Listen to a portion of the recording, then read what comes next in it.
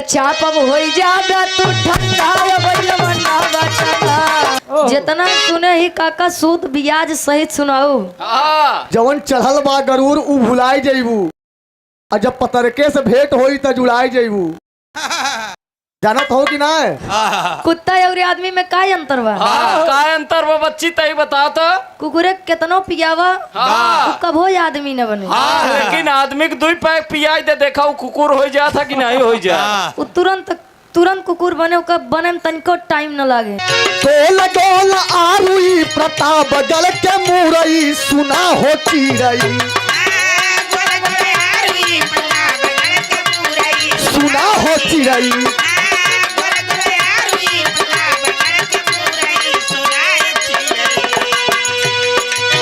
गोला गोला आरुई प्रताप गल के मुरई सुना हो चिरई चाप लहू के लागे तारई सुना हो चिरई चाप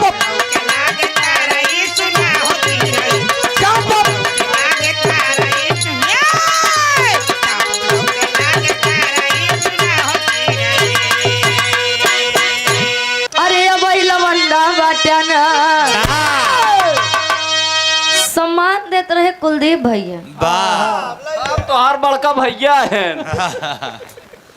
अब उनके वो नहीं के शब्द में उनका जवाब देख पड़े। कहे अब लवंडा बाट्याना त डालब पीछे से हम डंडा अब लवंडा बाट्याना डालब पीछे से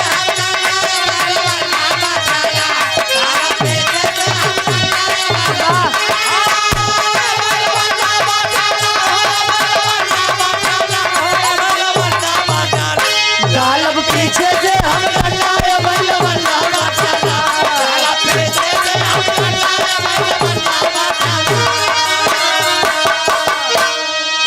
तनी से और कहे अब लवंडा बाट्याना अरे अब लवंडा बाट्याना चाप अब हो जाबे तू ठंडा अब लवंडा बाट्या अरे अब लवंडा बाट्याना अरे अब लवंडा बाट्याना डाल चाप अब हो जाबे तू ठंडा बैलवंडा बचना।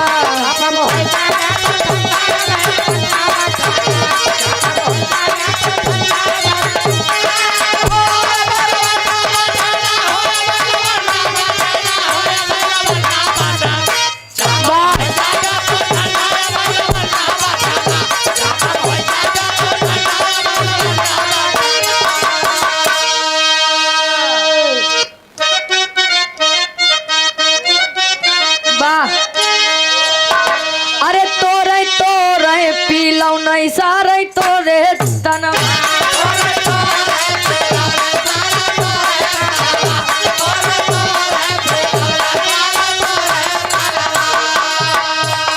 इलाहाबादी टेरी अल्लाह ले भैया नहीं तुमसी निकरा तो नहीं तोरे पीलौ नहीं सारे तोरे तनम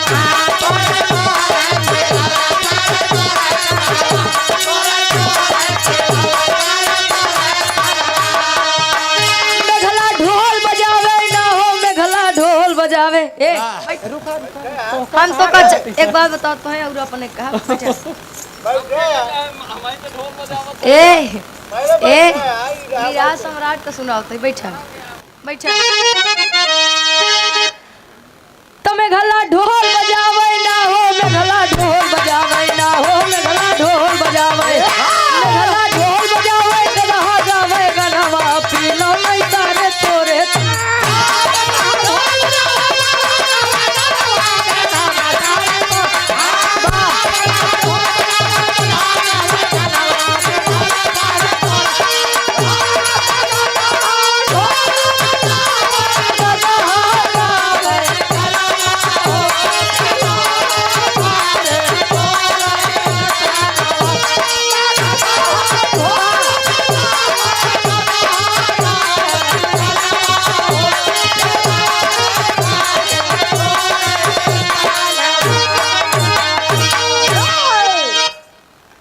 इलाहाबादी बहुत पहचान लेते रहे भैया तनी चला पूर्वांचल साइड तब न बहुत विश्वास सही ना दादा। हाँ न विश्वास हो 2-4-6 दिन लगातार भी रहा तू गाय के देख ले।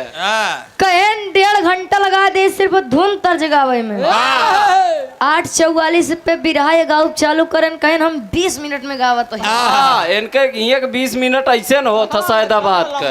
9:45 पे नंबर दे 12 कई मीटर अब इनका टाइम 12 टाइम भैया। और कहन के पतर को काहे जदुइया डारा मतलब सफे रहिए बकलोल का यार। हैं? हम कहे कि देखा हम भैया नहीं कहते गुरुदेव हरे जब आपस में विराह हो तब गावत रहे।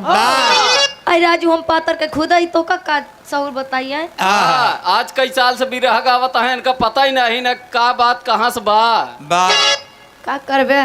अबे हम जानी न पाए कैसी भी रहा तभी तो साल 6 महीने करताल नहीं करती है न। तो यो जान ले भैया तहार विरह का करी मंचे छोड़ के गायब है। इनकर यह हाल है बा। और गायन की बिरहा लेडीज गई हैं गुरुदेव। लड़किन की वजह से बिरहा फिर से आई गया।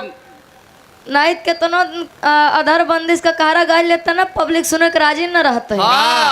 इतना बढ़िया होता तो आज रुचि यादव की जगह कोनो दूसर कलाकार जेंट्स कलाकार आए होते लेडीज उबई न करते। हाँ बोलावत तो रहा लेकिन आदमी रुचि नहीं यादव को फरमाइश की है। कहन दुई नाम यमर रहे रामदेव गुरुजी के अबुल्लू गुरुजी के खाद पर लोहराने के भौकत पर कोहराने का तू समझा पहले। अंतरराष्ट्रीय गायक लगत रहन दादा श्री राम कैलाश यादव जी के अंतरराष्ट्रीय भदोही के लमाही के रहे प्रयागराज के ही कहानी चला है तू दूसरे के बतावे। आन के बिलरिया सगुन सिखावे पुनः कुकुरेश चितवावे भैया हो। और एक बात कहे रुचि बच्ची पातर ऐसा न देखा।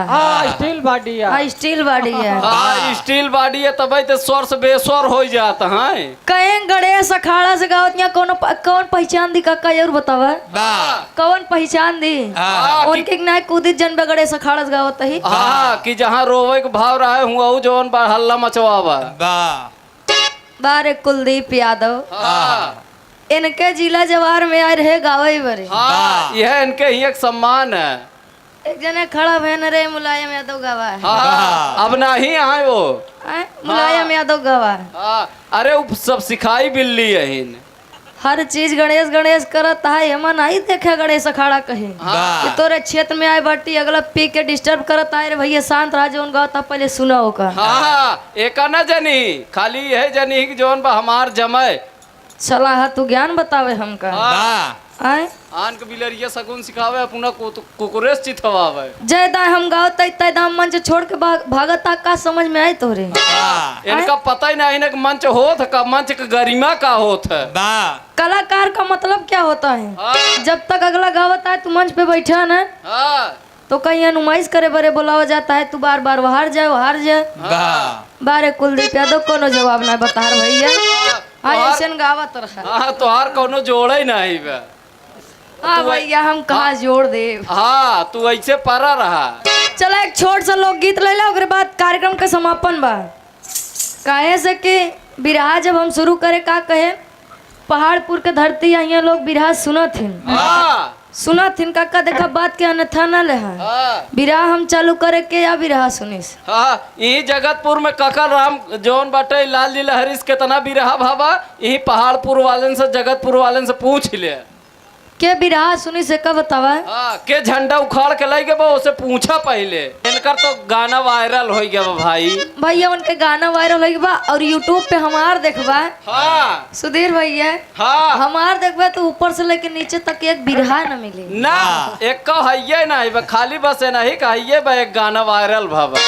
आप लोग चलाए हम धन्य हो गए। चलो कम से कम आज हमारो बिरहा यूट्यूब पे पड़ जाए भैया। बहुत बहुत आभारी है आप सब कहे हम।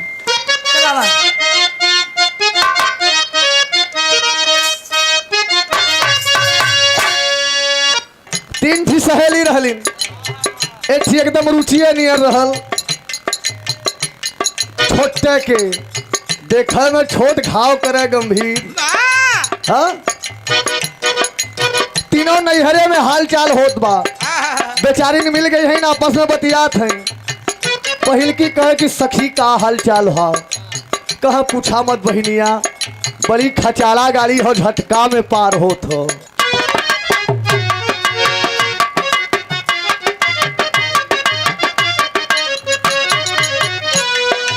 पहिल की पूछत हो ज्ञान भैया, तोहार कैसे होवन चभोकन, कहे पूछा मत बहनिया, बड़े गर्दिश में गाड़ी कटत हो, शांति हो।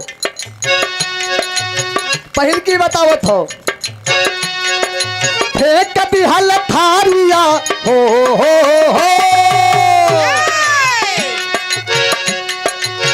फेंकती हल थारिया, पला मगैले झारिया, पहुँचले किनार।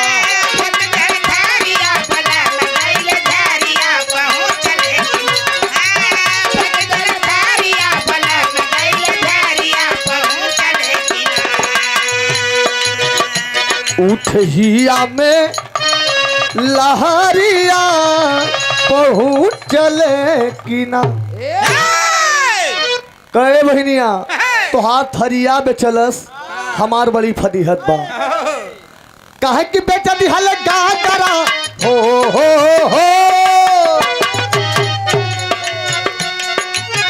फेंक दिहल गागरा, बला मगैले आगरा, पहुँचले किना।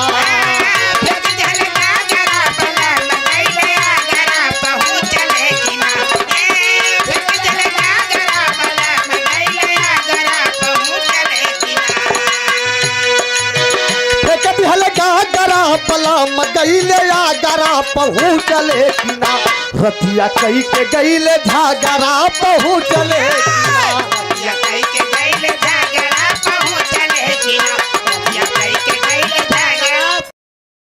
तीसरकी आयल पप्पू भैया, एकदम रोवता आयल, कह तोहार थरिया बेचलस, तोहार ठीक कैलस, गगरा फेंकलस ठीक कैलस, लेकिन भाई हमार ओहू से बड़ी फदीहत हो। तीसर की बतावत हो, साया साली दो रखी हो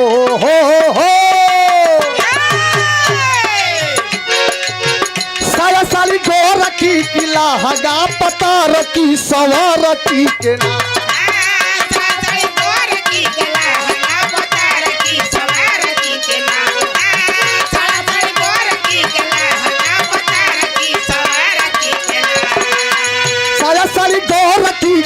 हगा पता रखी, सवार की के ना। सैया अब त ज्यादा माने लन दूसर की के ना। सैया अब त ज्यादा माने लन दूसर की के ना। सैया